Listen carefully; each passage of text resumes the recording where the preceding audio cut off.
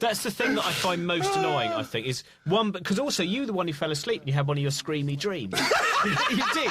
'Cause I was eating nuts and then you had a big Christmas platter of cheeses, didn't you? And Jane said to you, don't eat too many of the blue cheeses, you know what happens. You went, Jane, shut up, I'll eat as much cheese as I want.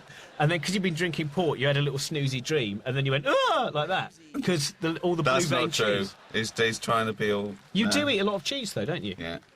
That's not a lie.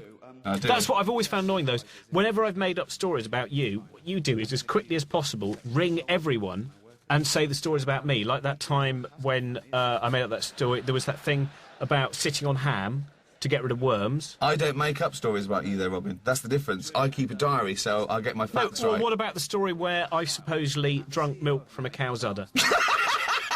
Why would I do that? Probably while, you know, not hugging my dad, another one of those stories. Yeah. And I supposedly put my lips Why don't you give your dad a hug this Christmas? We're not a hugging family. No, Robin. We don't do hugging. Don't get all uncomfortable. Don't get nasty. Can I just suggest something? Well, I'll tell you probably why I won't, because I'll probably still have all the milk round my face where a messy cow's udder sprayed all over it. Don't get nasty. If I'm not sitting on ham. Don't get sarcastic. Will you do me a favour? And I think it would make your mother's Christmas. Right. I think it would make Papa's Christmas. When you go home... Papa? That sounds... Oh, how can you make everything sound so creepy? For Britain's favourite funny man, you are quite a creepy bloke. Right. When you go home, you go back to Wixworth, right? In your mum's bed. I also don't like you telling a story while you're sitting still in your damp shorts. I find this really... You going...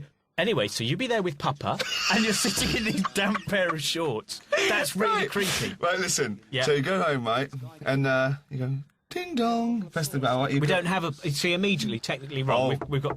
Yeah. Nice.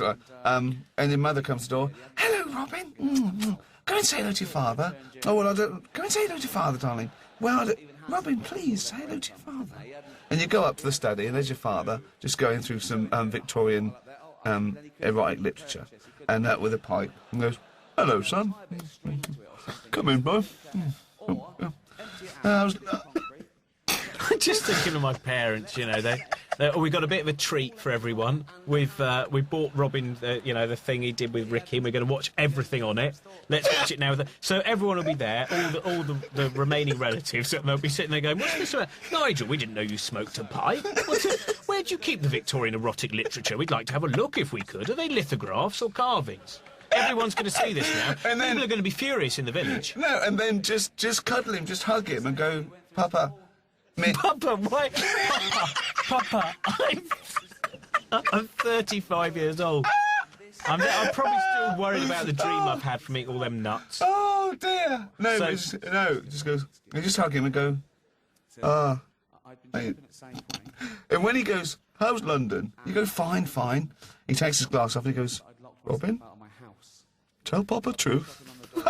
Tell Papa truth? What kind of dad have I got? Tell Papa truth. I'm gonna die. This is worse than when you saw me dancing with Sue Pollard. I think this could... Stop wiping your belly. Stop wiping your belly. Oh, Christ. So anyway, so I need to give him a little hug, and you've got tissue all around your face now. Oh, dear.